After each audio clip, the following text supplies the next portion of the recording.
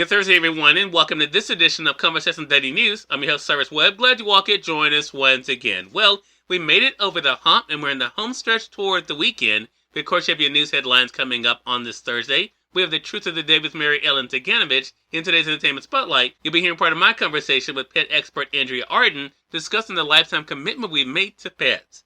Enjoy today's program. For Conversation Daily News, I'm Cyrus Webb with your Thursday headlines. In national news, inflation at 40-year high pressures consumers, Fed, and Biden.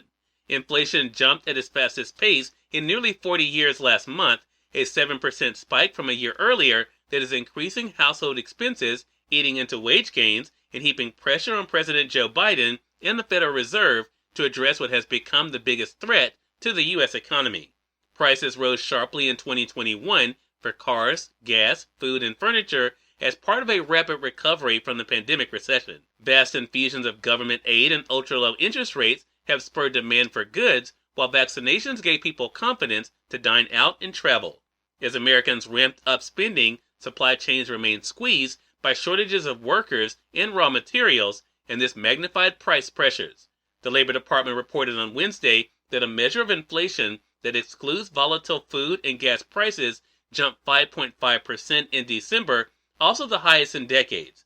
Overall inflation rose 0.5% from November, down from 0.8% the previous month. Price gains could slow further as snags in supply chains ease, but most economists say inflation won't fall back to pre-pandemic levels anytime soon. High inflation isn't only a problem for the U.S. In the 19 European countries that use the euro currency, inflation rose 5% in December compared with a year earlier, the biggest increase on record. Companies large and small are adapting as best they can. Businesses struggling to hire have hiked pay, but rising prices for goods and services have eroded those income gains for many Americans. Lower income families have felt it the most, and polls show that inflation has started displacing even the coronavirus as a public concern.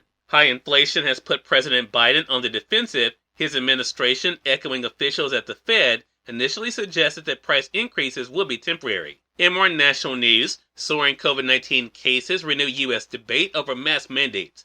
Officials across the U.S. are again weighing how and whether to impose mask mandates as COVID-19 infections soar and the American public grows even wearier of pandemic-related restrictions. Much of the debate centers around the nation's schools, some of which have closed due to infection-related staffing issues. In a variety of places, mask mandates are being lifted or voted down. The changes come as the federal government assesses the supply of medical-grade respirator face masks, such as N95 or KN95 masks.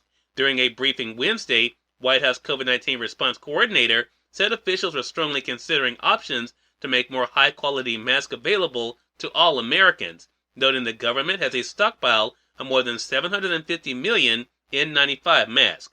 The better mask is the one that you will wear and the one you can keep on all day, that you can tolerate in public indoor settings, says Dr. Rochelle Walensky, director of the Centers for Disease Control and Prevention. Earlier this week, officials in Wyoming's capital city voted to end a mask mandate for students and teachers that had been in place since last September.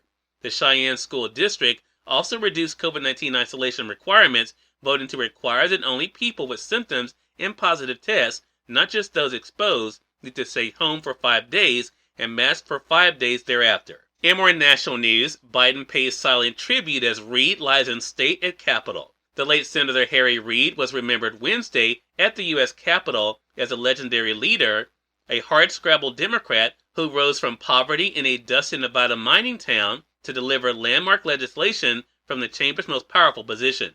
President Joe Biden, who has called Reid a great American, paid silent tribute, stopping by briefly as Reid lay in state at the Capitol Rotunda. In more national news, Ronnie Spector, 60s icon who sang Be My Baby, dies at age 78. Ronnie Spector, the cat-eyed beehive rock and roll siren who sang such 1960s hits as Be My Baby, Baby I Love You, and Walking in the Rain, as the leader of the girl group The Ronettes, has died. Spector died Wednesday after a brief battle with cancer, her family said. Ronnie lived her life with a twinkle in her eye, a spunky attitude, a wicked sense of humor, and a smile on her face. She was filled with love and gratitude, a statement said. No other details were revealed to the Associated Press. And finally, in entertainment news, Will Smith, Lady Gaga, and Ben Affleck score SAG nominations.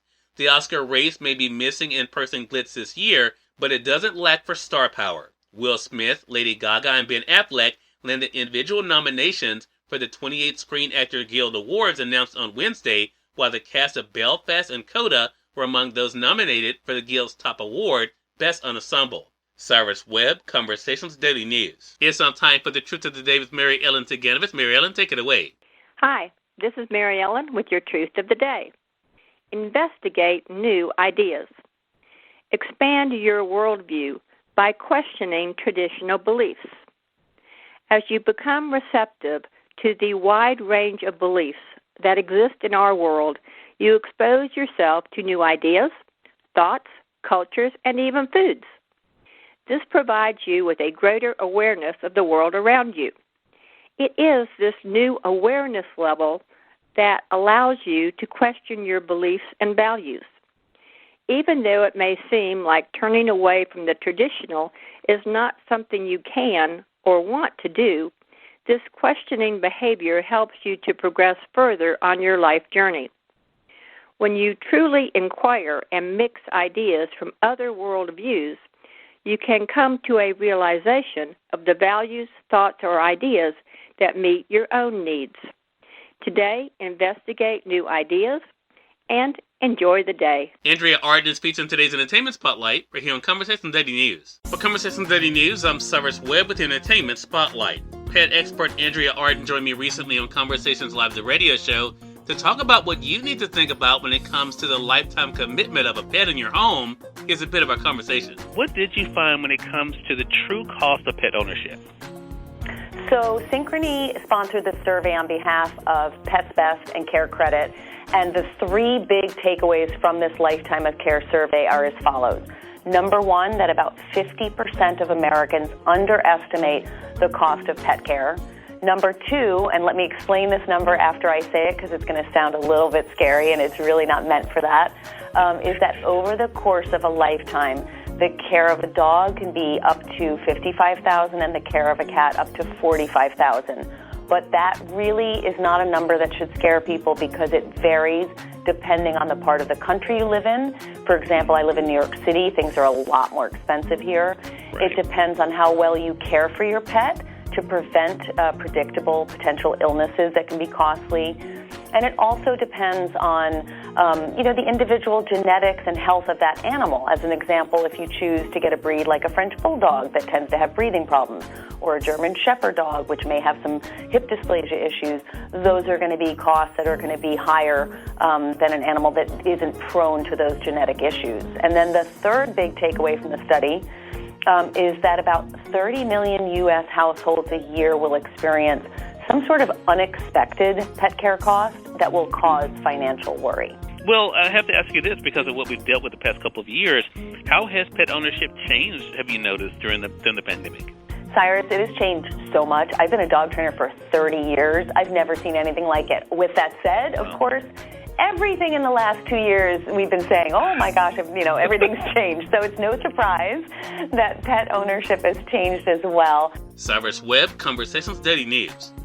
We thank you all for tuning in to this edition of Conversations Daily News. But we'll have to get on tomorrow to wrap up this week. Until then, I'm your host, Cyrus Webb, saying as always, enjoy your day, enjoy your life, enjoy your world. Thank you all for choosing Conversations Daily News today. Let's make today amazing. Take care.